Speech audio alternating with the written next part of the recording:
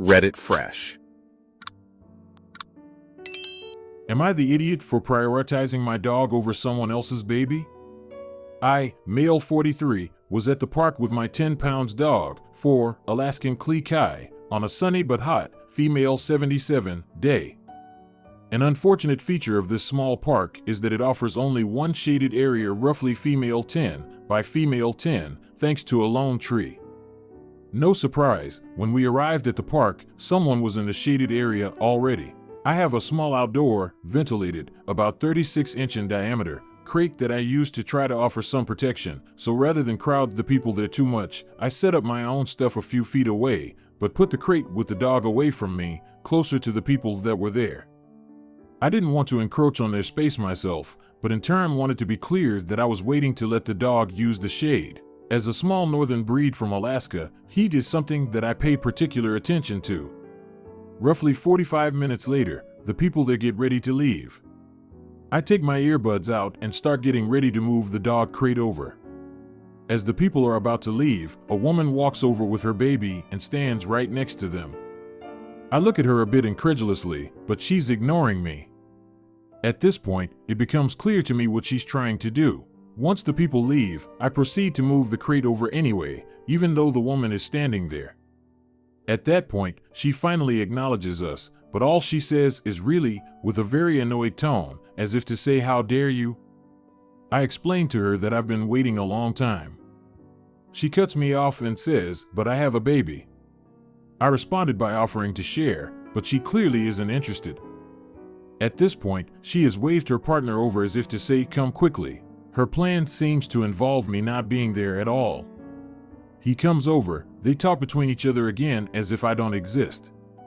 He turns around, gives me one of those "you're an asshole" look, then they both walk away. All in all, nothing incredibly serious, but it did make me wonder. Am I really an idiot?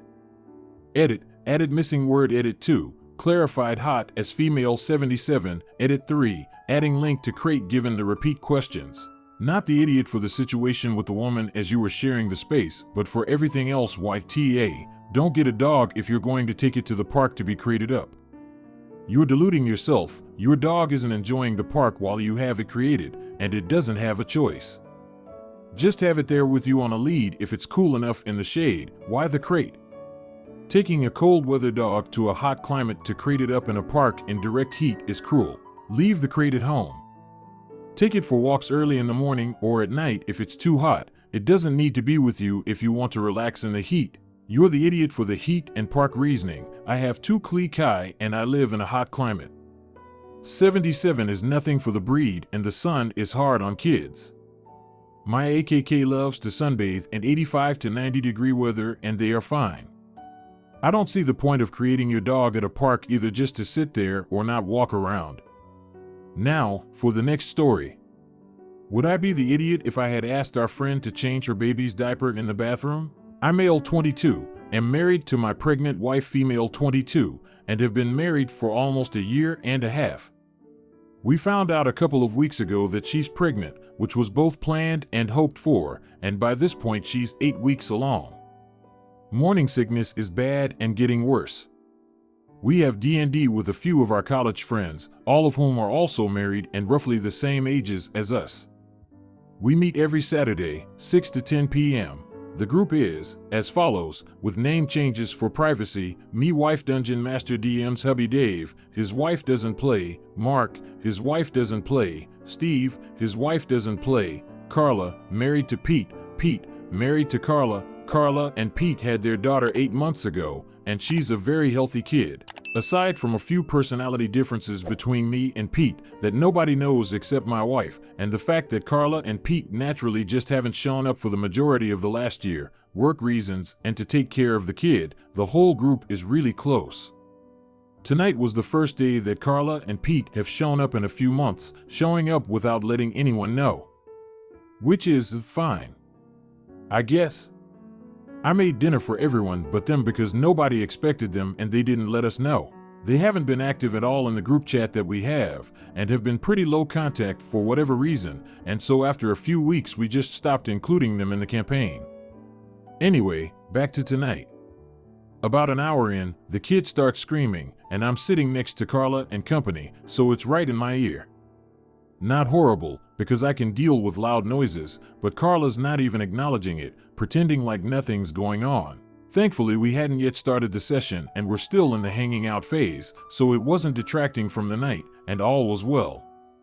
Sometime later, after the session starts, I smell sanitary wipes, and look up and see the top of Carla's head over on the floor on the other side of the table. I text my wife. We do this to avoid whispering to each other about it. M equals me, W equals wife. M, is she changing a diaper on our floor? W, yeah. Where else? M, literally somewhere better, like the bathroom. The conversation goes on between us for about 15 minutes, wherein I tell my wife that I think it's disrespectful to just use our apartment floor as their own, and I think she should have at least asked to use the bathroom. Eventually, we reached the conclusion that it would be incredibly rude of me to ask that of our friend, and that my wife would appreciate mercy with taking care of our kid in inconvenient places. TLDR, our friend changed her 8-month-old on our floor, and I told my wife I would have rather she asked to use our bathroom. Would I be the idiot to ask our friends to ask to use our bathroom? Edit for clarification purposes, the apartments we live in have massive countertops in the bathroom that have more than sufficient space for a diaper change. We lived in the same apartment complex. They just moved out last week, so they know what the counters look like. Not the idiot. Of course, it would depend how you ask, but as the host, I think it's more than reasonable to request a baby be changed elsewhere and not on the floor in a group setting. Kara and Peter are total AHs for showing up with no notice, and especially bringing a child to a group event with no notice. You're the idiot. Sure, she should use the bathroom, but she probably thought she was with friends. She probably didn't realize you secretly stopped liking them because they took some time off to take care of their new baby. The way you write this post just screams not even remotely ready for a child. Good luck out there. Now, for the next story. Am I the idiot for telling my husband I hate his mother? My husband and I have been married for 4 years. During my marriage, I've observed he's a bit of a mama's boy. She's in a different country, retired and living with her husband. He will call her almost every day, help them financially, send her on holidays that she wants to go to, etc. He's been saying he wants to bring both his parents to where we are, since they're lonely and it would be nice to spend time with their grandkids, my husband's sister's kids. Later, I did find out that coming here to our country was his mother's idea. I didn't really have a problem with any of this, as it's kind of expected in our culture. We are Southeast Asians, but I was still low-key feeling insecure because it felt like his parents came first. Anyway, yesterday my husband and I were driving to the shops. When he got a call from his sister, the conversation went normal until he started bringing up his plans to visit his parents and how he hadn't found any cheap tickets. I was a bit taken back because I wasn't aware he had plans to visit them this year. After he got off the phone, I asked him about his plans, and he casually says he's planning on going since his sister is also visiting this year and wants to go together so they can be together with his parents. I didn't react at that moment, but I was very upset. Today, I decided to bring it up, just to tell him how I felt about him making plans without me, especially because I had asked him to go on a vacation this year and he made every excuse under the sun not to. The conversation turned into an argument after he said, "Mom wants me to come, I have to." In the heat of the moment, I said I hated her and he only listens to her. He said some mean things afterwards, saying he didn't care about how I felt and my feelings are stupid. Aita? NTA. You should divorce your husband immediately before your life becomes a mess. I have seen this happen many times. The end result is always the same. Husband gets a new woman who's half your age and you are left to recover from the nightmare. This would eventually erode your will to carry on, leaving you bitter and spiteful. Just a shame about the kids though. NTA at all, but please reconsider any plans you might have to have children with this man. It sounds as though you could end up with your in-laws living with you all, you doing all the work and your husband having zero respect for your time, your feelings, or your wishes. Now, for the next story. Aita for wanting custody of my brother after my father's death.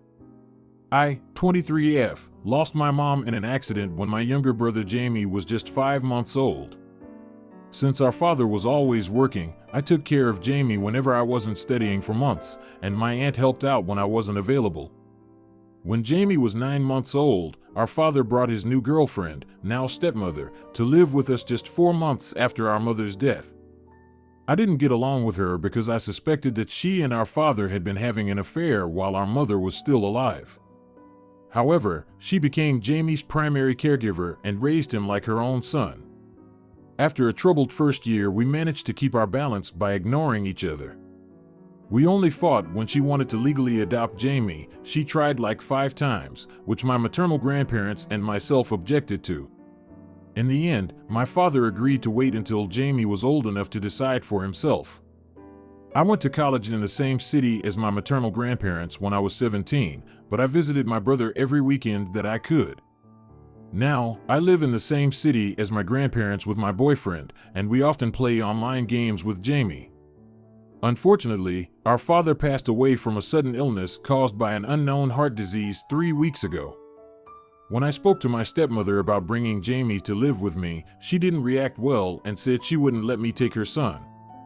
However, I am now Jamie's legal guardian since our father has passed away, and I believe it's in his best interest to live with me in a bigger city with more opportunities and more contact with my maternal grandparents.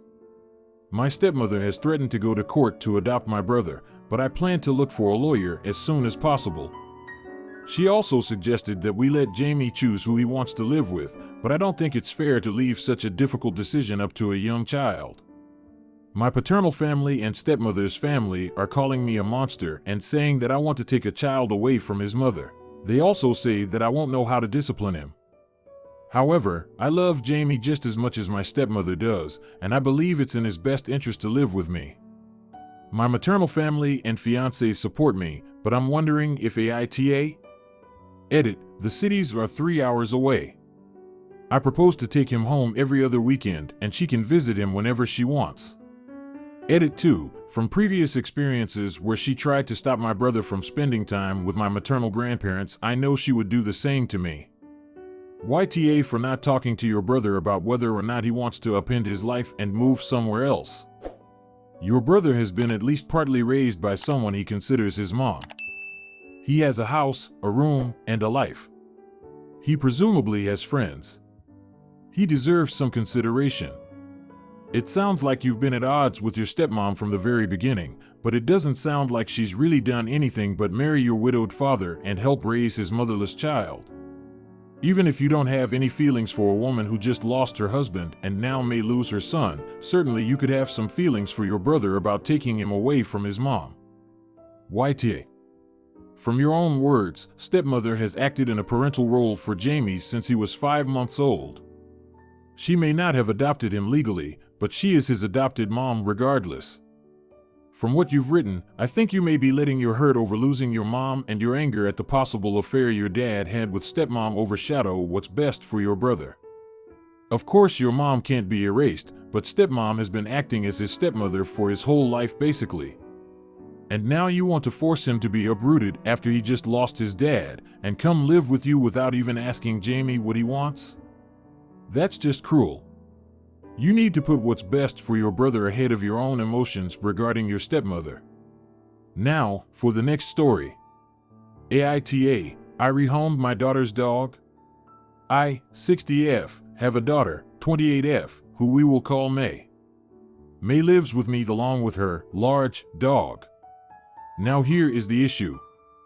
May is self-diagnosed, I can't say let alone won't say exactly what it is, but as far as I am concerned, all she has is a classic case of depression. She moved in with me when this all started, and I had no qualms under the condition that she maintain a job, save her money to get back on her feet, and see a therapist or find some sort of way to help manage it. For the past 6 months she has called off work, taken sick and vacation day after day, and I am pretty sure she is pretty close to losing her job. She saw a therapist for a few weeks, but hasn't been back since, and since she has used up her sick leave, I am the one paying for it because her insurance won't cover this particular therapist. Her bedroom is a mess. There is garbage everywhere, dirty dishes, stains, food scraps, and her laundry is just disgusting. I have tried to help when I can, like doing her laundry, but at almost 30 I would expect someone to be able to clean up after themselves. Now on to the real issue. May has a 4-year-old dog. The dog is nice enough, but it's very large and very strong. Whatever the breed is, it requires a lot of exercise, to which May has been slacking in. This is leading to the dog to become very destructive, chewing on the furniture, tearing the pillows and couch, and relieving itself everywhere. I still work. I am gone all day. I am not home to watch or walk this dog. May is. I have told him time and time again that she needs to take care of the dog, she needs to walk the dog, and she needs to exercise the dog, because I can't. I physically cannot. Her response is the same. I can't have depression, or a similar response, but with the same underlying meaning. This is where I might be the AH. After coming home yesterday night, the dog had made a complete mess in the living room, but the final straw was the fact the dog had torn up my brand new couch. I was livid. I had given her one too many chances and opportunities, but this was it.